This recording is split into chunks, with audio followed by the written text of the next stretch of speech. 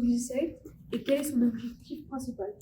Alors, le Tour des métiers 77, donc on travaille pour le département. Son objectif principal, c'est de la découverte de métiers.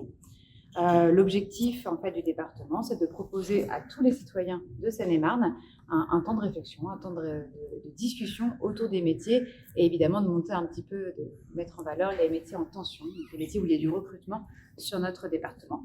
Voilà. Pourquoi le conseil départemental de Seine-et-Marne organise-t-il cette journée à Morcerf? Alors, cette journée, elle a été en co-construction avec Morcerf. C'est une demande de la ville. C'est la ville qui a décidé et qui a proposé à ses citoyens de faire intervenir le Tour des métiers. Nous, on s'est donc alliés avec la ville pour proposer justement à la fois aux collégiens et lycéens et autres professionnels en reconversion un temps autour des métiers. À qui s'adresse cet événement? Uniquement aux collégiens et lycéens ou aussi aux adultes? Alors, comme je le disais, effectivement, la chance que l'on a, c'est qu'on a un outil qui va au-delà de toute personne qui serait intéressée par parler de métier. Donc, on peut aussi bien parler de métier avec des collégiens et des lycéens, comme avec des étudiants ou des adultes en reconversion. Quel type d'intervenants seront présents? Alors, là, nous, on est venu avec deux conseillères métiers. Donc, nous, notre rôle, moi-même et ma collègue Cécile, c'est de présenter les métiers. Après, à l'intérieur du tour, on a la possibilité d'avoir des casques à réalité virtuelle. Donc, on a un panel de métiers à observer avec des professionnels qui partagent justement tout ça. Et on peut aussi effectivement faire des tests d'orientation. Cet événement peut-il aider à construire un projet d'avenir? Alors, ça peut permettre de construire un projet d'avenir sur tout moment de sa vie. C'est ça qui est chouette, c'est que dans notre vie professionnelle, on peut changer de métier. Et donc, l'objectif du Tour des métiers, il est de pouvoir renseigner sur ce qui existe. Et donc, le fait d'être présent, on va pouvoir discuter avec des conseillers, des conseillères, et en même temps réfléchir aussi bien à travers un atelier qu'on va proposer là, avec 10 jeunes sur la découverte de soi, voir par rapport à nos appétences, qu'est-ce qu'on peut faire plus tard, et évidemment, comme on évolue dans notre projet professionnel, si on a envie de se reconvertir, qu'est-ce qui pourrait nous plaire. Merci. Merci. Alors, qu'est-ce que c'est que l'ikigai? C'est un outil de connaissance de soi qui vient du Japon, qui permet de mieux se connaître à travers différentes questions qu'on n'a pas spécialement l'habitude de se poser habituellement, qui vont permettre vraiment de cerner les choses qui nous intéressent et qui va permettre, grâce aux mots qu'on va ressortir après l'ikigai, de déterminer vers quelle voie on veut se diriger ou quel métier serait le meilleur pour nous. Alors, pourquoi avoir choisi justement l'ikigai? Est-ce qu'il n'y a pas une autre formule en France qui aurait pu donner sensiblement la même orientation ou les mêmes effets? Alors, il y a différentes approches. Là, l'ikigai, c'est un outil qui a été choisi par le département pour proposer aux collégiens. On travaille beaucoup avec le Tour des métiers, avec les collégiens de classe de 3e, pour les aider dans leurs idées d'orientation et le choix du métier qu'ils voudraient faire après. Enfin, on est vraiment sur de la découverte métier. On leur propose de découvrir différents métiers par le biais de cet outil, mais on a beaucoup d'autres outils aussi qu'on utilise avec eux.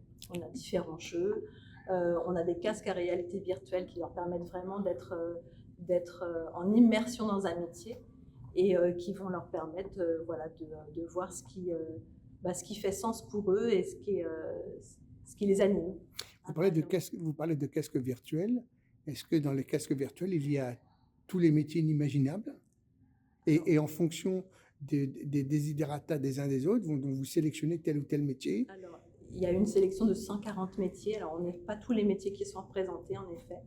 On a principalement les métiers en tension. Est-ce que vous-même, vous pouvez apporter des sortes de résultats suite au fait que les lycéens, les collégiens viennent vous voir? Est-ce que vous-même, vous êtes capable de dire effectivement que suite à cet ikigai, eh bien finalement, que beaucoup de jeunes ont trouvé leur voie? Alors ça, je pourrais pas vous dire, on n'a pas un retour des jeunes par rapport à ça.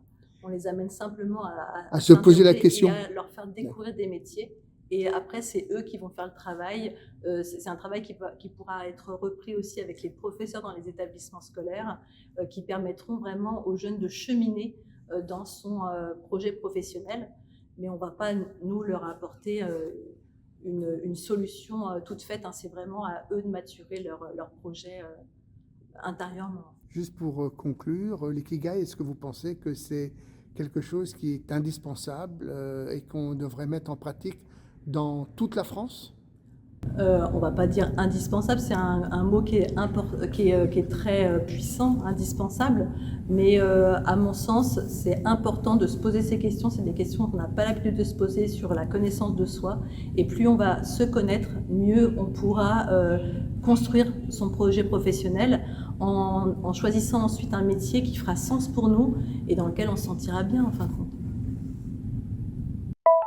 Thomas, comment as-tu trouvé justement ces questions? Est-ce que tu les as trouvées faciles, difficiles? Est-ce que tu étais à l'aise? Bah, en avril, c'était un peu plus difficile, mais là, le casque virtuel, j'ai vraiment aimé le casque virtuel plus que les questions. Parce que les questions, des fois, c'était pas en rapport avec ce qu'on voulait faire. Voilà.